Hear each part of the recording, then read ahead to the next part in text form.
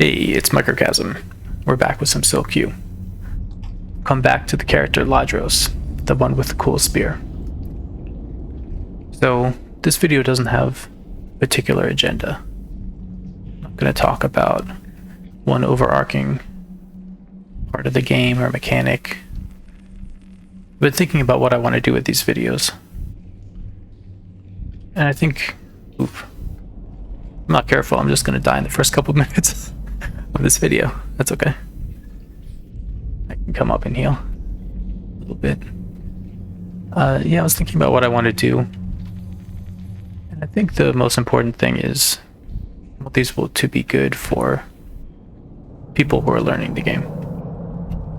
When I'm learning a game, I like to have Let's Play videos where the person talks about what's happening on the screen as they play, and their thought process and that sort of thing. Sort of exactly like not what I'm doing right now. So I think I'll end up doing that. So we had a bit of a tough fight there, but I don't know, my health never got too far below 20, so I wasn't too worried. And yeah, we're gonna be fine. Just had to corner that archer. Let's heal. The orc warrior to the right of us didn't notice us. Got a nice hit there. 23 attack on their 2 armor, so 21 damage. How much health do they even have? 8d4. Yeah. It's so variable, it can be hard to tell. That actually is one thing about Sil that I was thinking about today, is how spiky the combat can be. Especially because of the crit system. You really have to make sure that you give your character enough evasion. I was playing a character earlier that was a smith, because I felt like after that last video I should learn a little bit more about how to play a good smith character. Just playing on my own time, not recording. And I was having a great time. It's a really good character. I was making all types of cool stuff. And I got hit for 59 damage by a great cold drake, which I shouldn't have been fighting. That's my fault, but oh my god, 59 damage. That's more than my max HP, so. This sword spider is a little scary. You know, as you play a roguelike, I feel like you get a feel for what monsters your character can handle, how powerful you are. You know, you've been fighting a bunch of one monster and then you find another one, and you're kind of calibrated because you know where you are. But I haven't played this character in like a week and a half, so don't really know how we're gonna do against this sword spider. But we're in a good spot because we've got this corner to the right of us and the sword spider just to the left. So spiders don't follow you around corners. It says it does not deign to pursue you. So if things start going south, if we take one more reasonable hit, okay. Yeah, if we took one more reasonable hit, I could just step down into the right. And the spider would just stay where it is.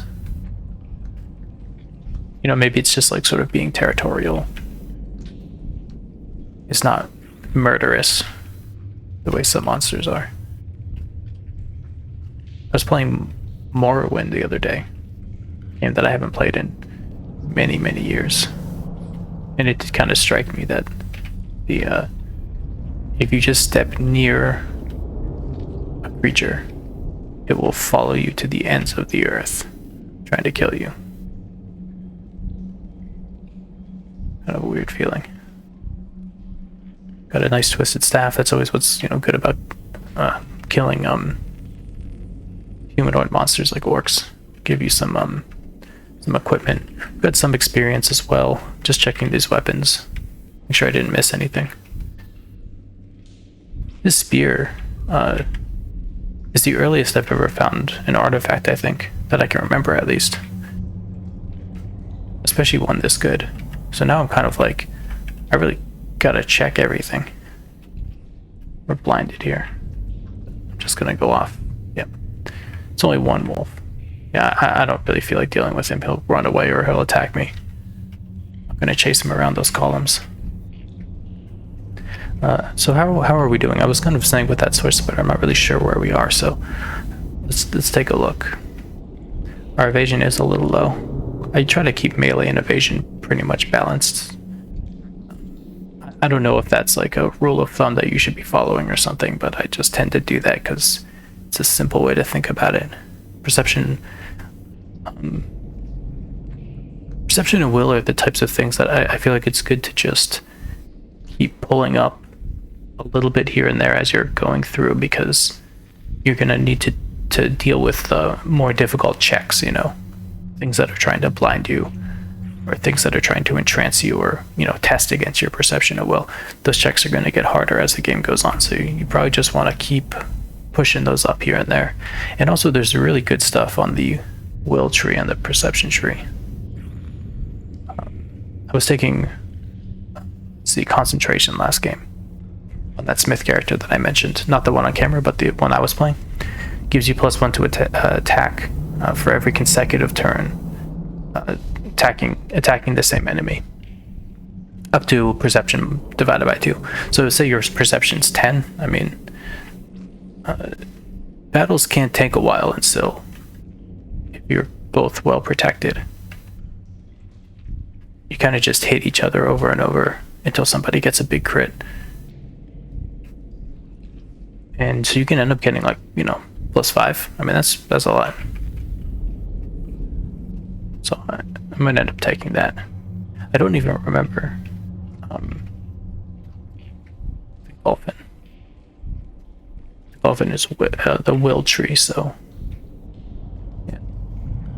Inner light is really good.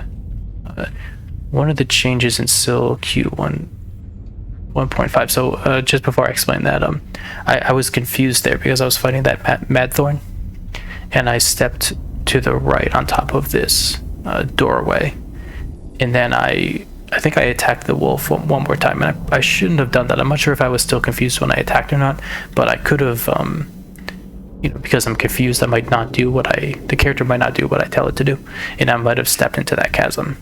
I wouldn't have died, but it would have been not ideal. Let's close that door so archers don't hit us from behind, and we'll take care of that other Mad Thorn. We'll heal up. That's Control Z to heal. I was talking to a new player in Discord the other day, just a little bit. And actually that new player asking questions about Sil, it's kind of what got me to finally post those videos. I mean, I've been just sitting on them for a couple days. But I was like, yeah, there's one person who could use some videos. I don't know if he watched them or not, but that's okay either way, of course. But he was saying he couldn't get past 150 feet, and somebody else gave him a little bit of advice. But I mentioned to him that he needs to press the @ symbol and then I to increase his stats, because I've seen other people just getting into the game who missed that part, the part where you're supposed to press I to increase stats, and he had done the tutorial. And so I looked back at the tutorial and it doesn't even mention that. Surprising, because it's a very good tutorial. The manual is very good, but yeah, it just missed a few things here and there, I guess. It's very easy to do. Kind of make assumptions about what your players know. So I'll probably mention a quirk that he should, well, that well, so I've been updating the manual. Quirk has as well. He's done a lot of revisions and updates from Sil-Q 1.5 and all that. But you know, the two of us have, and I have the PDF file, so I should really update it. If nothing else, then for the next release. See if we can trap this guy in the corner. That was bad. You know, if I go up and to the left, he's gonna do that thing where he's gonna run away. But if I go back down and to the right. So last time I did that, he went up and to the left. This time he went up and to the right. If I go up and to the right here, and then I go left, I was hoping he would go up and to the left there. You kind of gotta hoard them into the corner, I suppose. You get a feel for it, but I guess there's also, I'm sure, just a bit of randomness in their movement, and I wasn't able to get him to do exactly what I wanted. But yeah, that's very important. These little things like pressing tab to go and add abilities as you're playing, and increase your stats. Probably everyone who watched the first videos knows that, but I do think I'm going to continue to explain things and repeat myself just to, I don't know, with these types of videos when you're learning a new game, I think it's good to hear some of these things a few times. And I'm sure not everybody watches every video. That'd be quite a bit to expect. So you can see in the message log, I'll bring up the larger one. It says, the orc warrior comes into reach of your spear, Aeglos. You hit the warrior. So I have that polearm mastery, so I got the free hit. I haven't really been using polearm mastery. I'm going to take knockback. Oh, I need 10 more experience, so let me get 10 more experience, which will happen as soon as I see another monster, probably. Yeah. And I'm going to take knockback. Just because it's going to be fun. I'm going to step back. We're webbed, which means our evasion is down. I'm not too worried about Addercops, but you got to be careful. They could web me, and then, you know, of course, when you're playing a roguelike, you always got to worry about not just the monsters you can see, but what you might have to fight in the darkness around you. So you never know if I like get webbed and then all of a sudden a group of orcs comes and, you know, something like that. So let's see if I can find some monsters. So this is a vault. This vault usually spawns one item in each of these rooms. So let's see what we get. Herb of Terror. The thing about Herbs of Terror is that they make you afraid, but they also make you fast. So you can use them as a sort of an escape thing. But with a willpower of 8, I feel like it's unlikely. Like you're going to use it sort of in a pinch, right? When you're having a bad situation that you got to get out of. And I think with a willpower of 8, you're not guaranteed to run away if you take the Herb of Terror. Because you might pass the check. And that's not what you want in that case. So then you kind of wasted a turn. I don't want to fight these guys because you can see it can touch ignoring armor to reduce dexterity. There's, I don't know, just no reason. There's probably nothing good in that room, most likely. It's a forge. I could do some forging. It tears at you. I mean, and you can see that my light is not extending downwards, so that means it's a Tanglethorn. Just have a sip of water.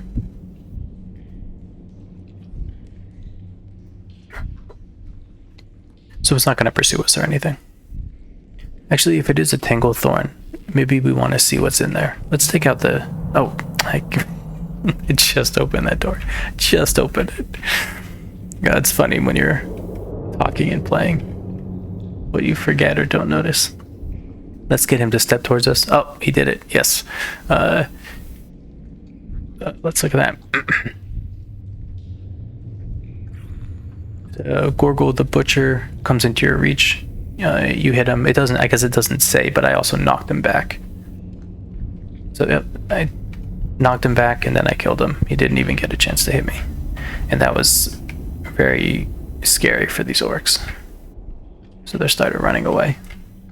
You can see it says fleeing -10.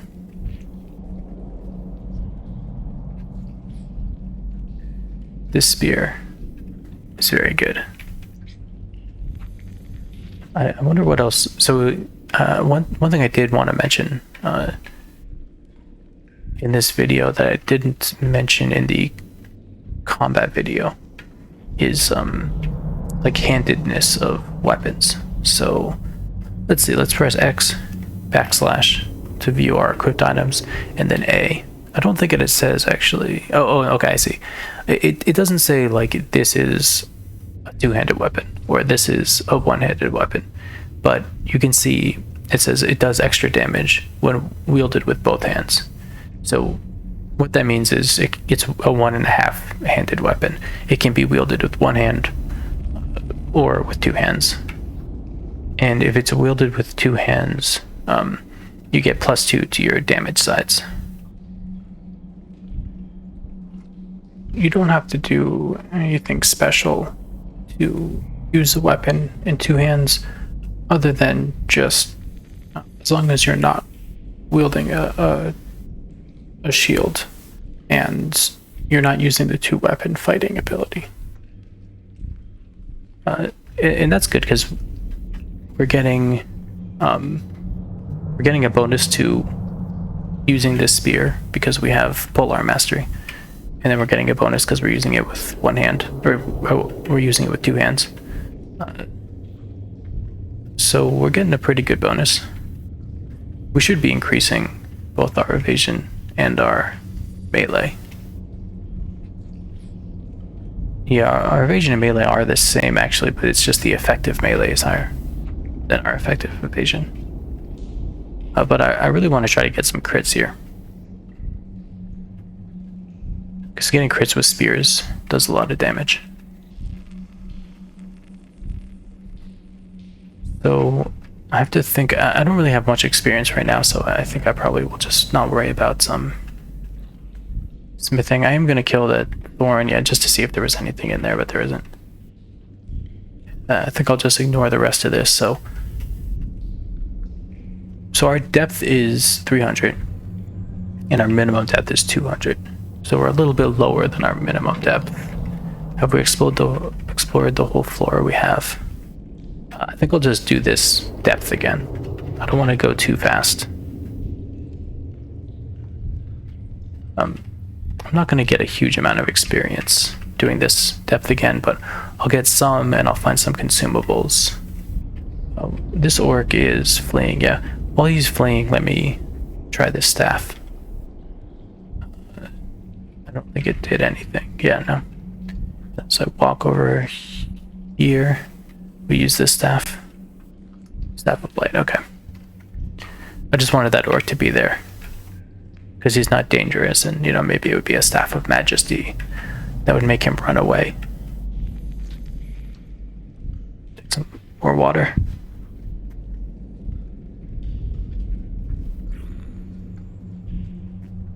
So I fell into a pit. Let's see. That's not a big deal. I mean, it just does a little damage. You have to climb out. I believe you have an evasion penalty, but spiked pit would be worse because it gives you a bleeding effect, which does damage over time, a reducing amount of damage per turn. In some games like bleeding or in poison might be handled differently, but it's still, a lot of this stuff is kind of simplified. So some of the different mechanics, like speed, is really simple in Sil. And I know I mentioned that before. You're either going at regular speed or twice speed.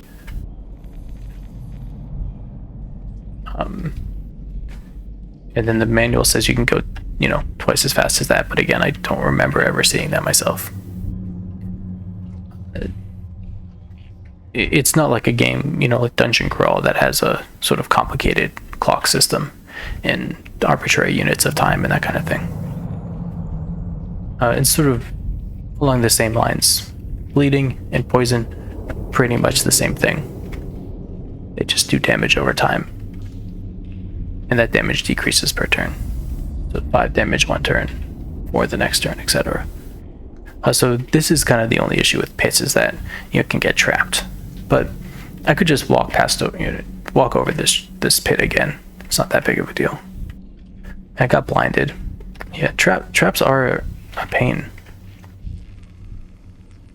you really do have to bother with them and worry about them more than in at least some other games I've played. So some mithril gauntlets, let's 0 1d1. We don't have anything, so we'll use those. What did it say? It was, I have no room. Yeah, I'm just sort of carrying random junk. Let me drop it. One thing I see people do is you can press K for destroy, and I'll press N for staff of self-knowledge. Really destroy, yes. I don't need that many staffs of self-knowledge. Oh, I picked up the imprisonment by accident. I see people destroy equipment sometimes, which is interesting. Like if I'm watching them on Angband.live.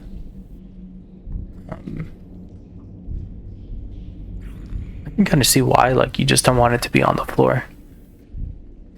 If it's destroyed, you don't have to worry about like, oh, did I pick that up, or what was that, or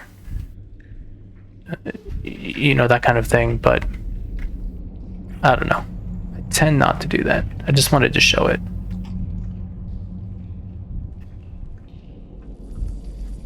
That K command, K for destroy, will come in very handy in some video someday, when I finally actually get to the end of this game on camera, because that's the command for prying a Silmaril from the crown. This is another vault, so probably 1 or 2 monsters. It's usually like either one monster or one, like it's like one spawn, I would think. I don't know exactly, but you know, that could be like a spawn of a group of orcs, or a spawn of a single, what are these guys called? Tattered White, yeah. Yeah, in this case there was no loot in that one. That also happens sometimes. One thing I didn't know, that was a potion of slowness. I don't need that. I've got a lot of unidentified potions. I probably should identify those. It's usually best to not put it off too long. Like if you don't feel like identifying your potions, you probably should just do it, because you can get into a situation where potions will save your life, and you know, you'll sort of wish that you had. So I don't want to do it quite, or I didn't want to do it quite yet, because I didn't have the whole place sort of cleared and locked down. But this white's not going to pursue us, so he'll stay in that room. Everything else is dead, so I think I will drink the potions. It's unlikely that anything will come up this hallway. I don't think we have a shovel. Yeah, and we don't have a staff of freedom as far as I can see, so we can't get rid of this rubble. But even if I could get rid of the rubble, I don't always clear out all the rubble that I see. Maybe I don't know how much help this gives me, but sometimes I just leave some rubble, because it blocks off like a vector, right? So I know that I'm not going to have monsters sort of backfilling from this direction. Now, if, like, say I was exploring further, you know, to the right here, so I don't know, just something to keep in mind. Yeah, I'll close that door, just drink some potions. Grace, it's good to know about. I don't remember. Yeah, we have Song of Staunching. That would have been useful earlier. Healing, okay. That's one of those ones where even though we weren't injured, so we didn't see the effect of the potion of healing, it's still identified, because potions of healing just always identify Constitution. That's one of those ones where I wish I had alchemy, so I didn't waste it, but that's okay. Quickness. You know, you can, like, brown is probably antidote. Vermilion, let's check Vermilion. You could probably do this type of identification, like when there's some monsters nearby, in case you get some good potions. Like quickness is really good. but that's a bit of a risk. I don't think it's worth it. I'd rather be safe here. I used to watch a Let's Player back in those TCSS days by Ultraviolent 4. His catchphrase, or one of them, was, "You only live once," which meant be real careful. Okay, so we've done this floor. Minimum depth 250. We're currently at 300. I think we'll just go ahead and go down as we get shot at. What is our we got a mail corselet. We have a cloak, but it's not. You can see the cloak. It just says a cloak. It doesn't say +1 to dodging or anything like that. That's probably because we stepped on that discolored spot trying to disarm it. That was maybe a stupid idea. I don't know, but discolored spots are acid traps, and acid in this game can decrease the stats of your equipment. So what it must have done was decreased the evasion effect of that cloak by 1. So I'm just going to go ahead and drop that cloak. So I'm going to press D for drop, / for my equipment, and H for the cloak. Now we found a lantern, and we found a Malorne Torch. Malorne Torches are new in Sil-Q 1.5. They provide a little bit of additional light, so you can equip it as a light source with a radius of 3 squares. But it only has 50 turns of use compared to 2,000 turns for a regular torch. So you're supposed to use it as like a limited use, high light radius. Another cloak. Oh, a +2 cloak. Sweet. High light radius light, which helps for a couple of different monsters, but especially Whispering Shadows,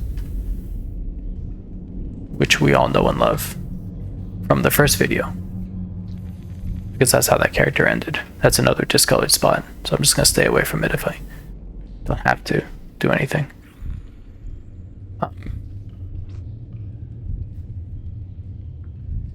Whispering Shadows are one of those monsters that new players have a lot of trouble with, and they can still get you in trouble, as you saw in that video. If your character's a little bit ill-equipped to handle them, they can be pretty deadly because they continue to multiply. And they can fill up a room, and they can fill up adjacent rooms. And they can kind of overwhelm you. I find that if there's an infestation of them, like a lot, you really need a whirlwind attack, which lets you attack every monster that's adjacent to you every turn. And you can clear them out pretty effectively if you have whirlwind attack. But if you don't know about them, if you haven't encountered them before, especially, then that can be a real problem. And a Malorne Torch will help you, because they're going to be exuding darkness. They can be hard to see. You have a malice to hit against things you can't see, and they have a bonus to hit you. Press S, and then S to stop singing. So Malorne Torch can help there, as well as in other places. I remember to sing Song of Staunching there, which helped to increase my regen. I think regen's really good in Sil, personally, so I often wear amulets of regen. We don't have any amulet right now. I am going to pause slightly to assess. So one thing I've been seeing over and over, and I've been completely forgetting about, is that I've got this great helm. So I've got a great helm, I've got this wooden chest, and I've got some extra XP. And I want to handle those. So this guy is fleeing, I don't have to worry about him. The problem with this chest is that if you open it, it could be trapped and you could get confused or poisoned. And I don't know what's to the right or left of me, or if there's any other monsters that are gonna come down the way that this Easterling warrior is going up. So it's probably not good unless not good to open the chest until, oh well, that was the end of that hallway. So no worries, I've got this. Let's pick up that shovel. Yep. Okay, so we're in the clear. Oh, not you. I should be pressing O. Failed to pick the log. Just press O a few times.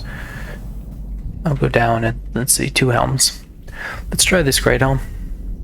It's a special great helm, but it doesn't tell us what it does. Let's use the staff of self-knowledge.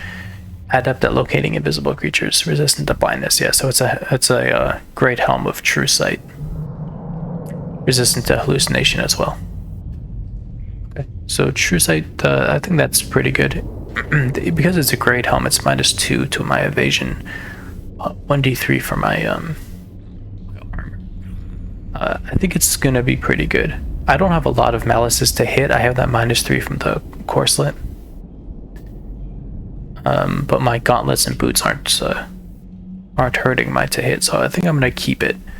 I've got these 2 helms, -1 1d2, -1 1d2. But the great helm, the +3 is slightly better, and then the true sight I think is gonna help out. Right, and then we have some additional experience. So I actually might take Inner Light. I've been taking Inner Light a lot recently. We got Strength and Adversity, Strength, Dexterity, and Grace. You know, this can help you to not get killed. It's... we have a fair amount of health.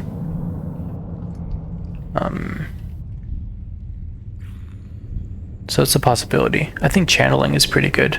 You know, sometimes you can take channeling and then start relying a little bit more on stabs to get you out of bad situations or just give you an advantage.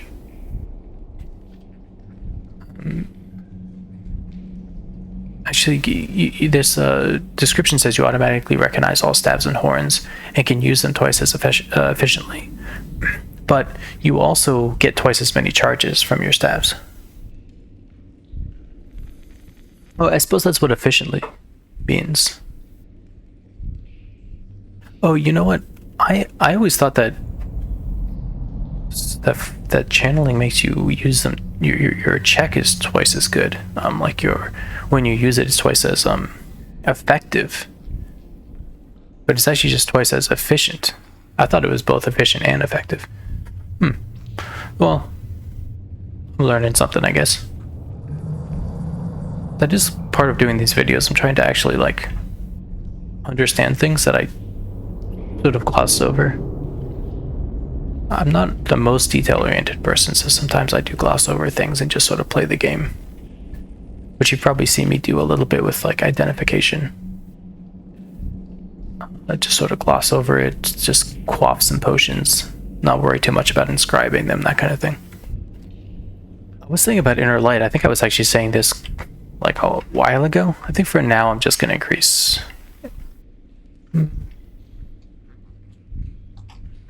Yeah, we're just gonna increase our compatibility. You know what, our evasion's pretty low. Nope, okay. Yeah, okay, there we go. I was saying this a while ago and I think I got distracted. In Sil-Q 1.5 there's a new monster called a Wraith. Yeah, we won't find them till I think something like 600 feet. You can check, you can see like when you will find monsters. Actually, there's like a bestiary kind of command, but I don't recall what it is. I'll have to look into it. Unless I can just press random things. Yeah, I'll look into it because I almost never use it. And I'll mention it in the next video. But you can see like what you've discovered so far, and you can look at different monsters and their descriptions. There are 2 commands that I might as well mention because I did just press them. One of them is left bracket, which shows you the monsters you can see. Just list them, which is nice.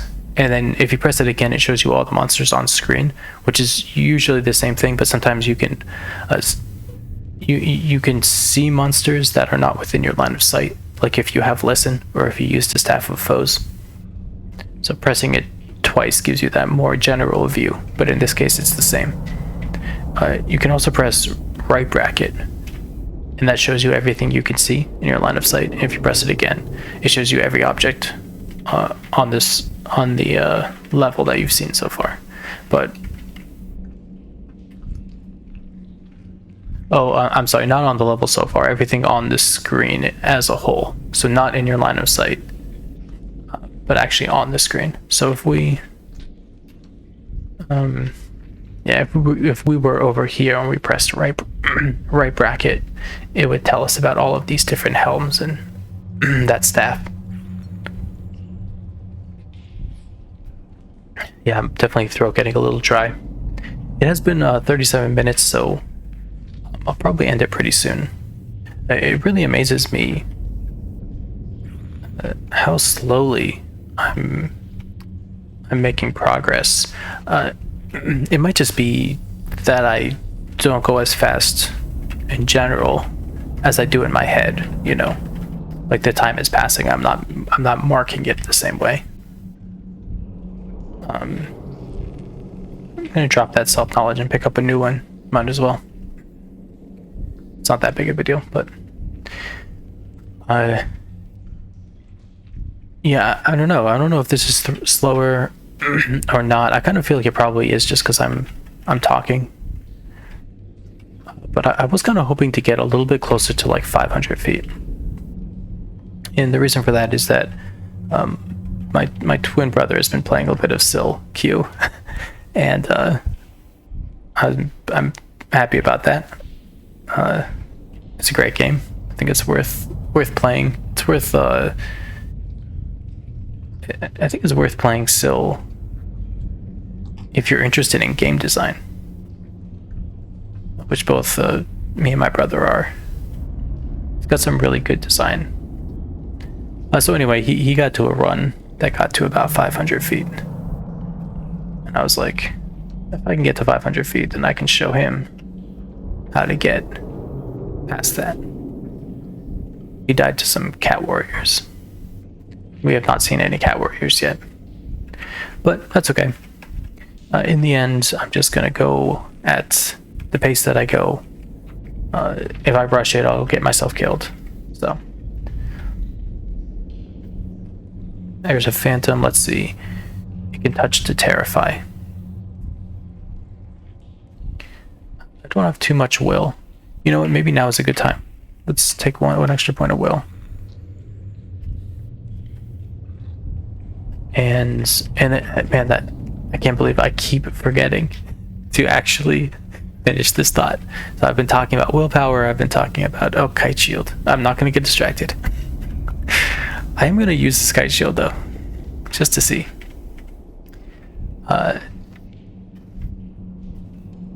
In Sil-Q 1.5, reduce Constitution. I don't want that. There's a new monster called a Wraith, and I didn't mean to do that.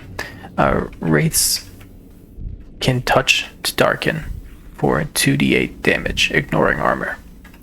And I don't know, 2d8 doesn't seem like that much, but because they ignore armor and they move quickly, you can have this like really strong, well-armored character like the smith I was playing earlier today that died.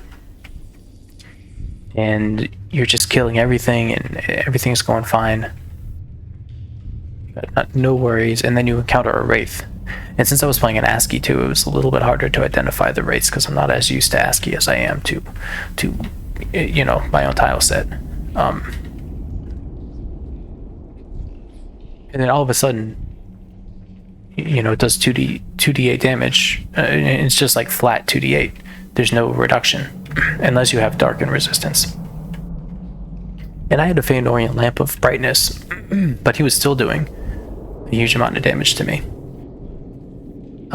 So I took Inner Lights to increase the strength of the light radius. And I believe that increases dark resistance, having the increased light. intensity. But you know, again, that's one of those things. There are so many little things in Sil that I've kind of just assumed, but now that I think about it, like, is that actually how it works? I'm gonna have to get some clarifications. So I've got no room for this stuff. Let's see. I know that murky brown potions are orcish liquor, but I'm not going to identify them yet because they're so useful for healing. Let's drink the shimmering potion. Poison? Okay, that's good. Let's drink the brown potion. Potion, it's not antidote. The emerald potion then. Yep. So you can see you recover from the poisoning. So let's drop...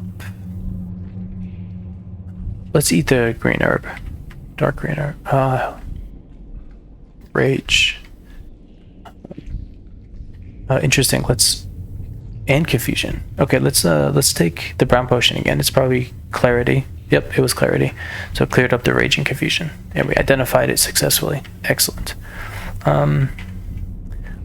Let's use these staves. I'm not worried about this Easterling warrior killing me, so let's use this staff. Fleas and Terror, so that's the Staff of Majesty. Let's use the Willow Staff. That doesn't do anything that we can see, and let's use the Silver Staff. Oh, interesting. So, Staff of Warding. It's a glyph of warding. So we can walk over the glyph, but monsters need to pass a will check to walk over it, and I believe that they weaken it as they do their will check. Let's see if we can get a monster.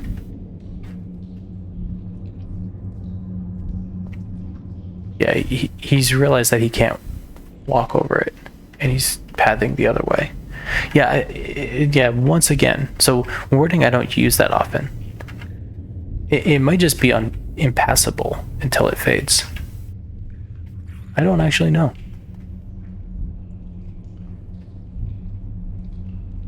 Man, again, I'll have to clarify because, you know, it's one of those things where it's like, okay, using the glyph of warding prevents a monster from walking past it. That's all that I know about it, right? But the actual specifics of whether it takes a will check or whether it weakens it over time or whether it fades over time, I actually don't know. Because I think I might be confusing it with, if you press tab and then go to song, thresholds. Doors you close while singing this song are warded against your enemies. So this one closes doors. They have a little ward on them, and monsters have to take a will check to open it. And the strength of the ward is represented in the tile.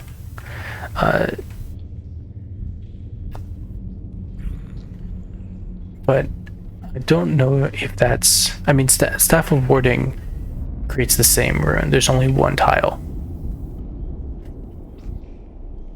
So I don't know if they take a will check, but it's always the same strength. That I know for sure. I keep trying to pick up that torch and we don't have room for it. We don't actually need it. At this point, we've got brass lantern with 4,000 turns of light, and we've got 3 flasks of oil. So actually, when I was like doing inventory management, I'm just gonna drop this torch, and I don't even need those other torches. I'm gonna drop the Malorne Torch, even though it has a bit of additional light radius, because we have this lantern. I'm not worried. And 3 flasks of oil is so much. You do have to be careful about your light radius. You know, you don't want to just like throw away sources of light. But with 3 flasks of oil, I think each one is 2,000 turns. 3,000 turns. Yet again, little specifics. But, you know, we're going to learn and clarify them together. I'm not going to worry about that kind of thing. 3,000 turns times 4 is so much that we're going to find more light by the time we run out. I was hoping that if I moved right there, I could move down and to the right, and I would be in a path, like in a hallway. As it is, we're kind of getting surrounded. This is one you might want to have Whirlwind attack, which we actually are pretty close to being able to take, and Polar Mastery is one of the prereqs that we already have it, so let's take it. I just went all the way around, but that's okay. I like Whirlwind attack. Just want to make sure. There's a lot of good powers here, but let's just... Oh, 2,000. Oh, okay, not quite enough. That's okay. We're gonna try to kill... Well, first let's sing Song of Staunching. Let's try to kill this guy or get him to run. Or knock him back. There we go. And now we're in a hallway again. And we're not completely surrounded. This guy's running away. And I think what we're going to do is, you know, we hardly even took any damage, but it's better to be overcautious, you know, and to think about... Yeah, so we got ourselves completely surrounded again. Speaking of being overly cautious, we got ourselves completely surrounded. There, this is a better spot for us to be in. I got, just as I was saying that I should be overcautious, I got overconfident. And I took some weird steps. We are gonna be fine.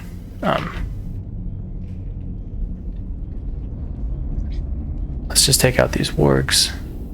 And what I'm doing here is I just pressing my buttons a little too quickly. So I keep stepping up. Okay, let's just wait. Let's wait. If they're fleeing, then we're just gonna heal.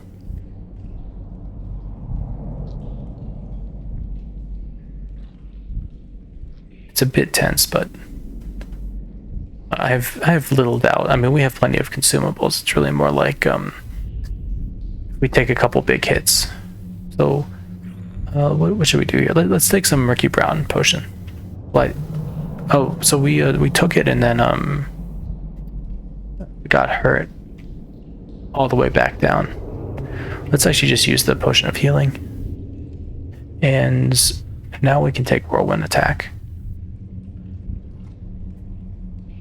I've gotten myself into a bit of a sticky situation. I thought that these wargs wouldn't be as hard as they are. And we're just gonna wait. Yeah.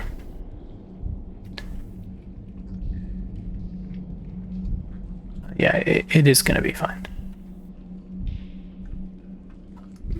Let's see. Oh, you can't really tell in the combat log. You can. It says the warg flees in terror. You miss the warg. You hit the orc warrior. So those two messages are right next to each other because we attacked both of them in the same turn. Because we took whirlwind attack. And that's self-knowledge. Yep. Okay. So let's go down. We are at 450. Our minimum depth is 300. It's we're a little bit deep. Let's go back up. We'll redo this floor. We'll try to keep this nice and slow. Just looking at my equipment, let's drop that longsword. I don't actually even know why we have that. I think maybe I've been carrying that for a long time. Let's use the bastard sword. So we didn't identify it right away. Maybe we'll try to identify it later. We'll put Aeglos back on. And you know what? I was using the poison dagger. I do that so often. I put on a poison dagger so that I can identify it. You know, just attack a monster like an orc. And you know, because you have to hit them and get that poison effect going, so that you can identify it, and then I forget to take it off. So very, very stupid. Quite a few mistakes, but again, you know, that's okay. That's how this is gonna go, I think, until I get used to talking and playing at the same time.